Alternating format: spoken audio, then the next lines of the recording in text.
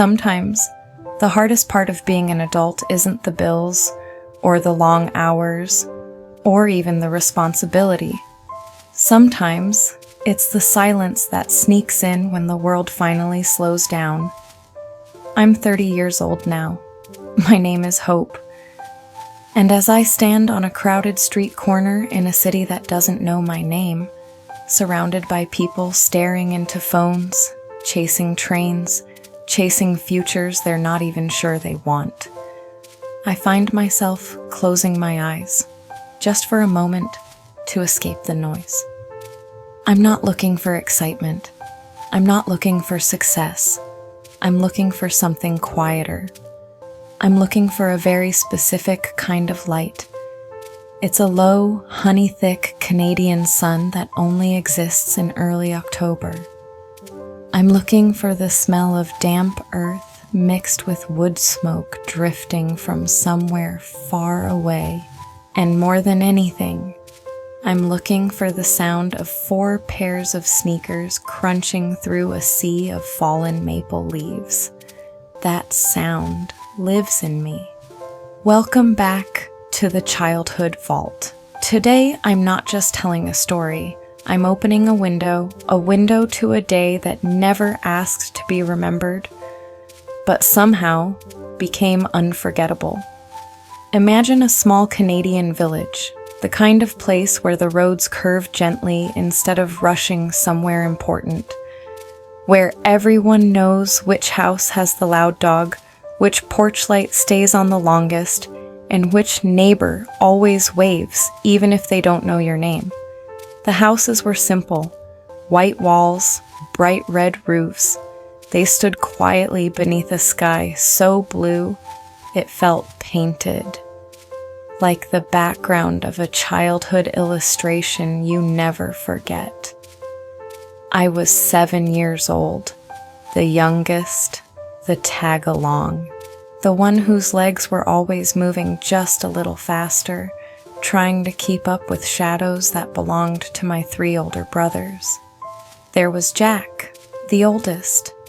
He walked with confidence, like the road itself belonged to him. He carried responsibility without realizing it, always glancing back to make sure we were still there. There was Jason, the loud one, the kind of boy who believed puddles existed purely to be jumped in, and leaves existed only to be crushed as loudly as possible.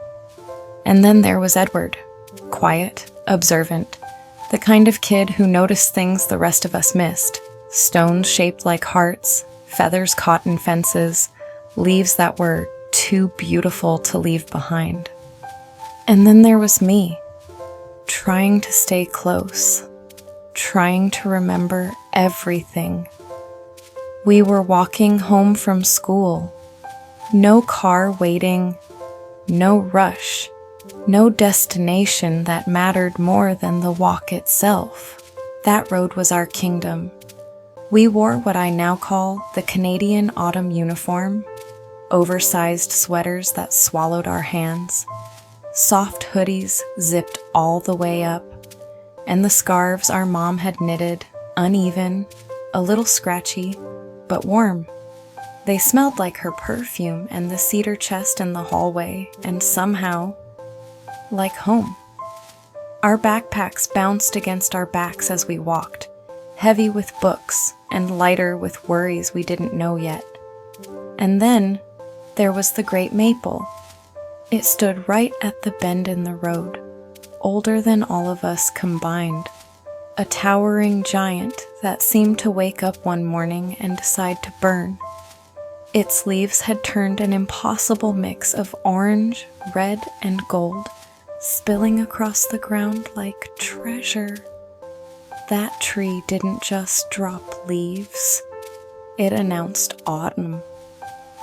"Don't step on that one," Jason would shout suddenly, pointing at a perfectly dry, oversized leaf. "That's the king leaf. It needs a proper crunch." And without thinking, we'd all rush toward it. Crunch. The sound was sharp and satisfying, echoing down the quiet road. We'd laugh like we'd just discovered something incredible. We talked about everything and nothing. Jack complained about math. Jason exaggerated a ghost story from recess. Edward insisted he'd seen a fox near the old fence again. And then there was a moment. The wind picked up, not a cold wind, a playful one. It lifted the leaves from the ground and sent them swirling around our feet. A tiny autumn tornado dancing just for us. Red, yellow, gold. I stopped walking. I remember it so clearly. It feels closer than yesterday. The world slowed. The road disappeared. I looked up at my brothers. They had stopped too, in that golden light, with their scarves fluttering and their faces glowing with mischief and peace. Something settled into my chest, a feeling so warm it almost hurt. I didn't have words for it then, but now I do. It was safety. Jack reached back and adjusted my backpack strap without saying a word. Jason nudged Edward, laughing. Edward smiled at the leaves like he was memorizing them. In that moment, I knew something deep and unshakable. As long as I was with them, nothing could go wrong. Fast forward to now. Jack lives in London, where the sky is often gray and the rain feels heavier. Jason lives in Singapore, where the air is thick and autumn doesn't exist. Edward is in Australia, under a sun that doesn't know what October frost feels like. And I am here. Different time zones, different lives, different worries. But every year when the leaves start to turn, my phone buzzes. A photo of a single red leaf from Jack. A voice note from Jason. Just the sound of him stepping on a dry twig. A message from Edward. Remember the great maple? That memory is the glue. Proof that distance doesn't erase what was real. Proof that we are still those 4 kids on that quiet road. Still explorers, still home. This is why the childhood vault exists. For the moments that didn't feel important at the time. For the walks home. For the silence filled with laughter. And now, I want to hear from you. What was your great maple? Who walked beside you when life was simpler? If you could go back for 5 minutes, which road would you choose? Tell me in the comments. Let's turn this space into a place where memories are safe.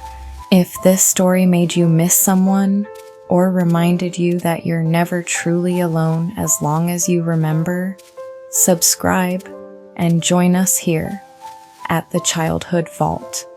Like this video and share it with the person you used to walk home with. I'm Hope. Thank you for walking with me today. Keep your memories bright. The vault is always open.